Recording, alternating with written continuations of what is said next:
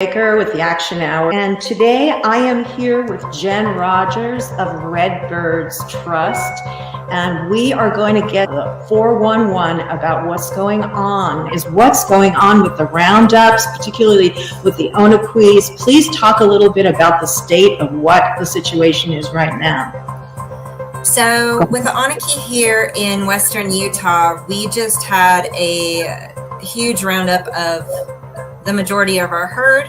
123 of those horses were handpicked for release. So that release happened on the 9th of August.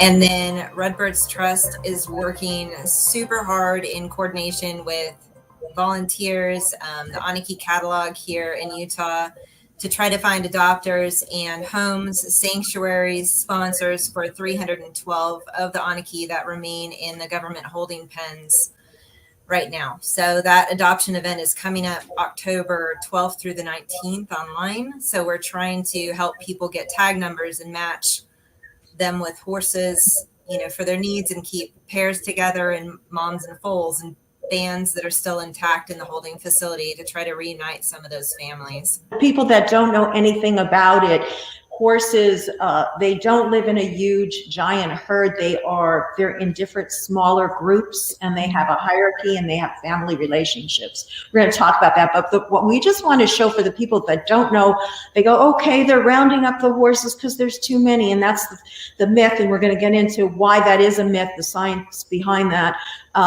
And what's the big deal? They're saving the horses. Well, let's take a look at this video. Not only are the population limit numbers unfounded, but also the BLM allocates resources unfairly. The BLM manages 245 million acres of public land. Livestock are allowed to graze on 155 million of those acres, but only share 17% of that with wild horses. And to make matters worse, the BLM gives 80% of the forage to livestock, and wild horses are left with the scraps. The roundups are inhumane, and perhaps you can address exactly what goes on that whole process. There's the BLM contracts with 5 different helicopter pilot companies, and the cost of those is anywhere from $500 to $800 a head for the horses that they push through the chute. And it depends on the size of the roundup. So they will run the horses for miles. It just depends on where the trap site is set up and what the terrain is. Like the Onaqui, when they took our south herd, they gathered them from the base of the mountain and then ran them all the way along the mountain through the HMA and then curled them around to basically the side of a bluff that was where the north herd, because there were 2 north and south herds. But like in Antelope Canyon, the helicopter actually ran into a mare and knocked her over. And then her foal was trampled and killed in the process. Sandwash had foals abandoned, and there's stories going out with one of the stallions going and gathering the foal and bringing him to his mother in the trap, even though he was caught. And then he jumped out of the trap and got free again. So it's just, it's pretty tremendous to see the bonds that these horses have. And I think a lot of people that I've talked to that are just familiar with domestic horses, they think, oh, horses are amazing. There's these wonderful creatures. I rode this great horse when I was young, but they don't ever get to see them fundamentally natural in forming the bonds and societal structure that they will do as a wild herd. You would just tell us a little bit about your organization. Do you have horses? Is it a sanctuary situation? So we're not a sanctuary. So what we are is we are here to preserve the horses. So whether that be on the range, we have a range cleanup that we're doing on October 9th because there are miles and miles and miles of old ranch line fencing. We need to get that out of there so they can have a healthy life on the range. That's part of it. Part of it is trying to provide access to information and educational resources for people that don't know yet really what's going on with the horses or the roundups, or how they can get involved, or how they can help, or how they can contact their local politicians. And then the other part of it right now that is in full force is trying to assist people with placement of the horses that were removed from the range. So like I'm personally taking 3 horses, and we are we have a list of lovely sanctuaries and individual adopters that have come forth. So we are trying to help them with ID tags from the pens in Delta and give them information. And then we have sponsors that want to sponsor horses, but they can't take them of their own. So then at that point, after the auction is complete, we will connect the sponsors with either the adopters or the sanctuaries that take those horses, so that everybody, it creates essentially a big community even after these horses have to go through something so horrible as a roundup, and I'd love to talk about different horses like Gandalf, the old man, and some of that. I think that would really help people to see a bigger picture of how they are related to each other, and how, as you said in the article, we can learn from the horses how to treat each other better, right? Yeah. So Redbird started when the Roundup was announced.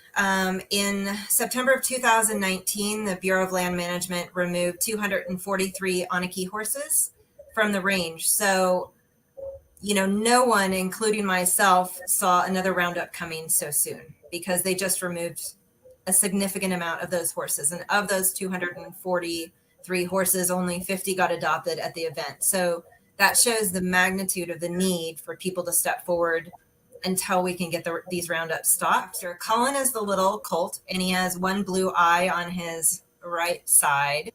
He's such a beautiful little foal. And the minute I saw him, it's like takes your breath away, because he has just such a spirit to him. So that's why his name is Cullen. And Strawberry is his dam, his mama. And she, I believe, is 5 or 6, and he is glued to mama's side. So they were always together, and she was a real good mom, taking as good a care as she could of him. Now, he was Roundup? They were both rounded up? He is in the pens as well, yeah. And we are still looking for Strawberry, so I need to ID and see if she's in there or not. So we're still finalizing some of the horses that are still there.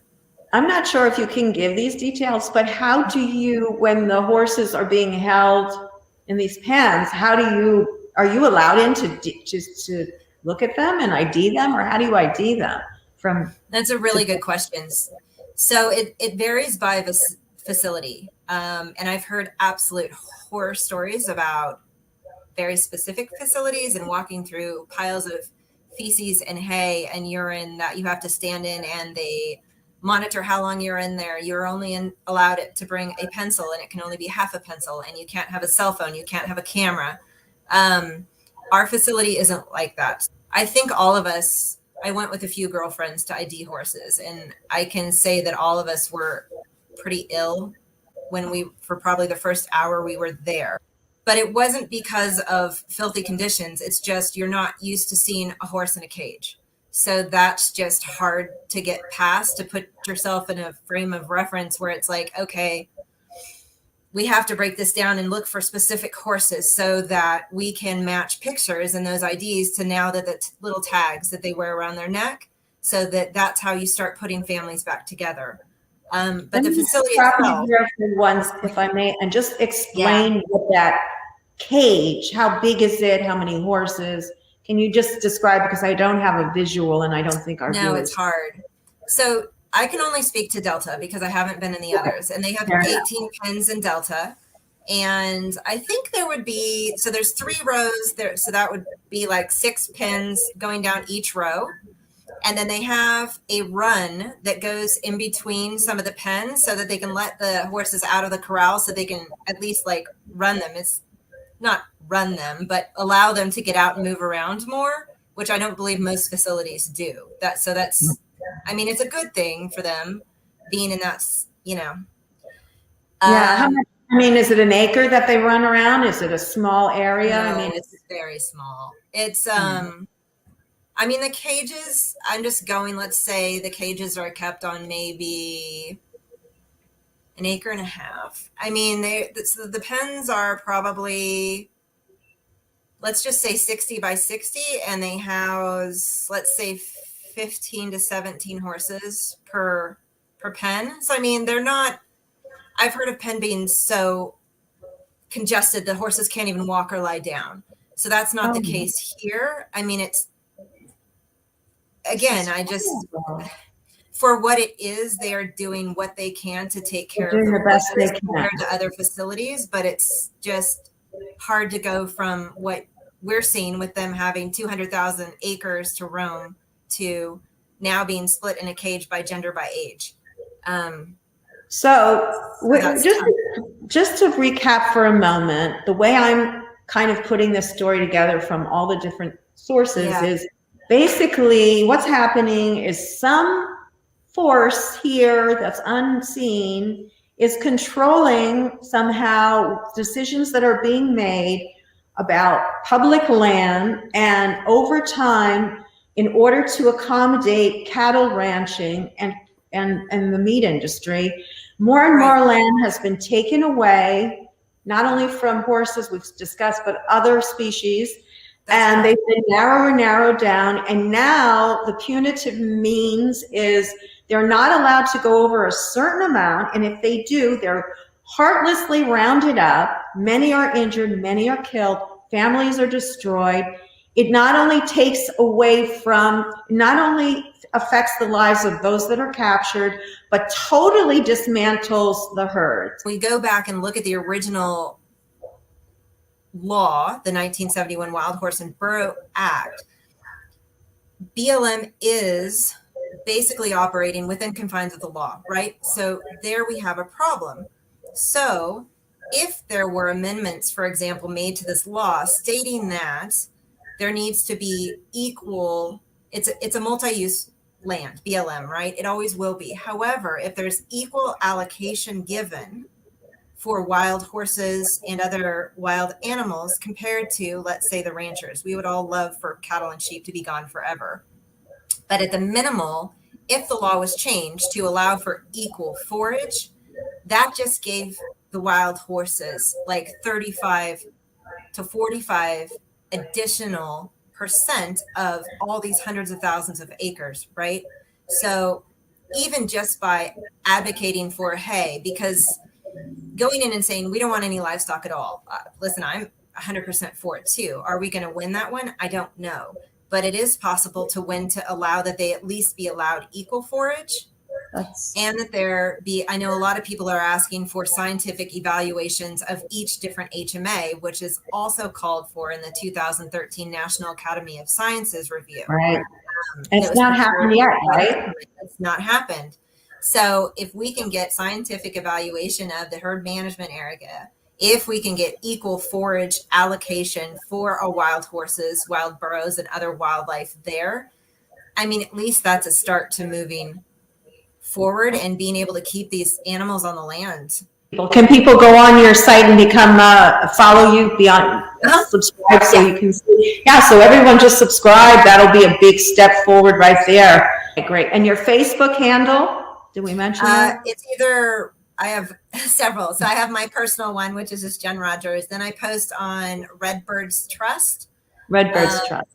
And also Wild Horse Photo Safaris. Yeah, but Redbirds Trust will be posting a lot moving forward. So the stories of these horses as we go through this process. Share this out. I'll be sharing out clips of this across my social media, and that's another activism thing you can do. You can share this out across your social media platforms. So thank you again, everyone, and we'll catch you next week. Lindsay. Thanks for being on.